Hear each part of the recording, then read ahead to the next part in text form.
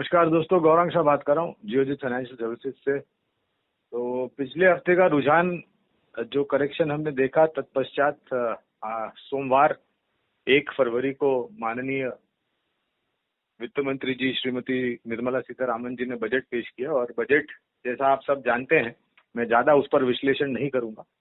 तो दोनों हाथों से बाजार ने उसकी सराहना की।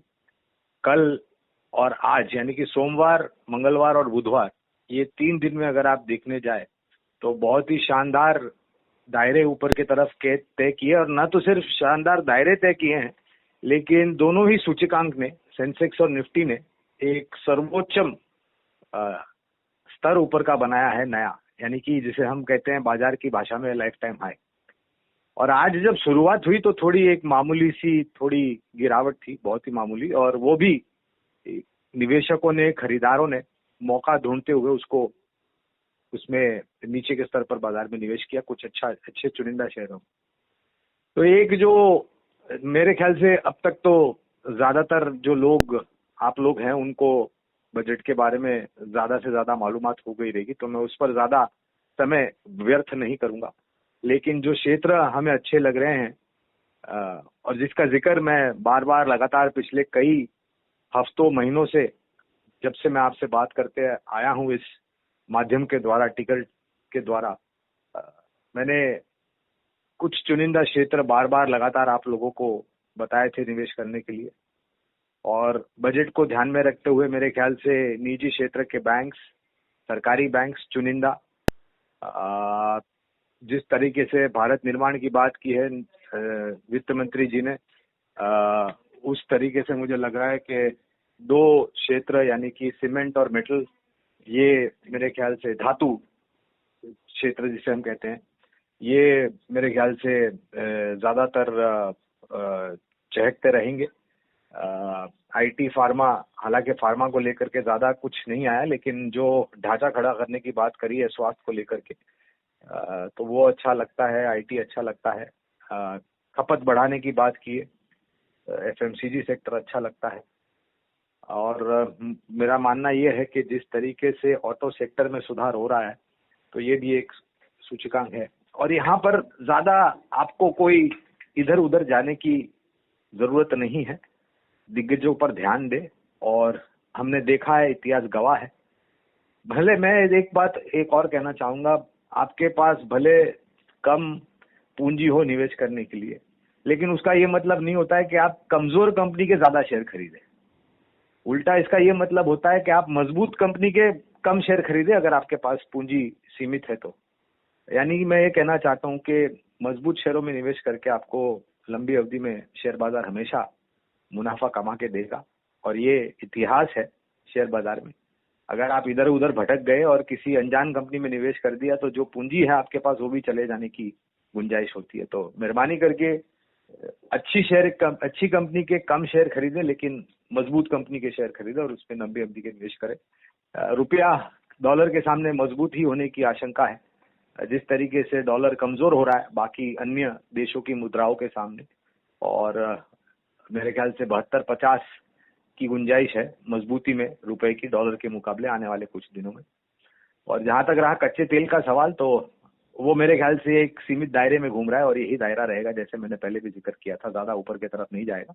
और जैसे जैसे ठंडी का मौसम हमसे विदा लेगा, वैसे वैसे मेरे ख्याल से थोड़ी गिरावट आ सकती कच्चे तेल में। तो पूर्ण परिस्थिति यह है दोस्तों कि ये जो बजट निकला है सरकार के तरफ से, ये बहुत ही सक्षम बजट है, भारत के भविष्य को उज्जवल बनाने का बजट है, सरकार के खर्चा करने वाला बजट है। और सरकार जब खर्चा करती है तो एक बहुत बड़ा जो मुकाम होता है वो हासिल होता है, वो है बेरोजगारी दूर करना और लोगों के जेब में पैसे आना ताकि वो खर्च कर सके। और ये स्पष्ट रूप से इस बजट में माननीय वित्त मंत्री जी ने घोषणाएं की है। और मेरे ख्याल से जैसे मैं हर बार कहता हूं, अंग्रेजी में एक कहावत है, you can hate India but you can not ignore India. यानी कि विदेशी गोरे लोग जिस तरीके की परिस्थिति उनके देश में है, उसके मुकाबले हम बेहतर परिस्थिति में हैं। और सबसे बड़ी बात, जब ये महामारी वुहान वायरस चाइना में से पाई गई और पूरे दुनिया भर ने इसमें तांडव मचाया, तो विकसित देशों ने या फिर विकासशील देशों ने एक टिप्पणी करी थी, अगर आप लोगों को याद है तो, आज से 10 महीने पहले, कि भारत जैसे देश को इस बीमारी को लेकर के बहुत बुरा समय आएगा, क्योंकि जो मात्रा में जनसंख्या है और जिस तरीके से स्वास्थ्य का ढांचा है उसको ध्यान में रखते हुए मेरे ख्याल से अब उनको हमसे सीखना चाहिए कि हमने किस तरीके से, सरकार ने, हमने यानी कि हम और आप और सरकार ने जिस तरीके से नीतियां, पाबंदी लगाई, इस बीमारी को फैलने से रोका। और आज मेरे ख्याल से भारत एक सबसे बड़ा उदाहरण है उन सब देशों के लिए, उन सब लोगों के लिए जो ऐसी टिप्पणियां करते थे। मेरे ख्याल से उनको हमसे सीखना चाहिए और ये भी नहीं भूलना चाहिए कि भारत देश जो है वो दुनिया भर के लिए एक दवाई की दुकान है। We are the medical shop for the India, for the rest of the world, I beg your pardon. India is the medical shop for the rest of the world. So ये बात हमने नहीं, वर्ल्ड हेल्थ ऑर्गेनाइजेशन ने करी है, IMF ने की है, यूरोपियन नेशन के चीफ ने ये बात बताई कि भारत के पास जिस तरीके से वैक्सीन बनाने की क्षमता है, ये बहुत ही मजबूत और सकारात्मक बात है, जिससे बाकी अन्य देशों का भला होगा। तो दोस्तों, मेरा मानना यह है कि धीरे धीरे करके जैसे जैसे इस महामारी के ऊपर हम पूर्ण तरीके से काबू पाएंगे, बजट को लेकर के जो नीतियां निकली हैं उस पर अमल करेगी सरकार। नतीजों को लेकर के खास करके मैं बार बार टिप्पणी करता आया हूं, जो तिमाही नतीजे आए कि बहुत सक्षम आया, आने वाले समय में और भी मजबूत आएंगे जिस तरीके से जमीनी स्तर पर नियम और बदलाव सरकार जारी करेगी। तो ये सब क्षेत्र है दोस्तों। और एक विकल्प जो हमें हमेशा देता हूं, तो निजी क्षेत्र की एक मजबूत बैंक जिसके नतीजे पिछले हफ्ते आए, एक्सिस बैंक, 850 का लक्ष्य बहुत ही कंजर्वेटिव टारगेट है, 850 का लक्ष्यांक है लंबी अवधि के लिए। और मैं उम्मीद रखता हूं कि आप इसमें अगर धीरे धीरे करके निवेश करते हैं लंबी अवधि के लिए, तो आपको बहुत ही सकारात्मक रूप से ना तो सिर्फ आपकी निवेश की गई पूंजी में इजाफे देखने मिलेंगे, लेकिन एक जो लक्ष्य है आपका निवेश करके अपनी पूंजी बढ़ाना, वो भी आप हासिल कर पाएंगे।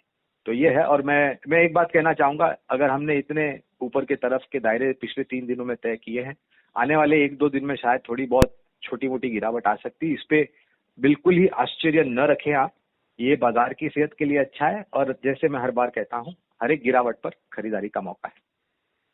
मैं मेरी वाणी को अब यही विराम देता हूं और अगले हफ्ते फिर आपसे मुलाकात होगी। आप सभी का बहुत बहुत धन्यवाद और भगवान से प्रार्थना करते हुए कि आप सभी का स्वास्थ्य अच्छा रहे, ठीक रहे। धन्यवाद।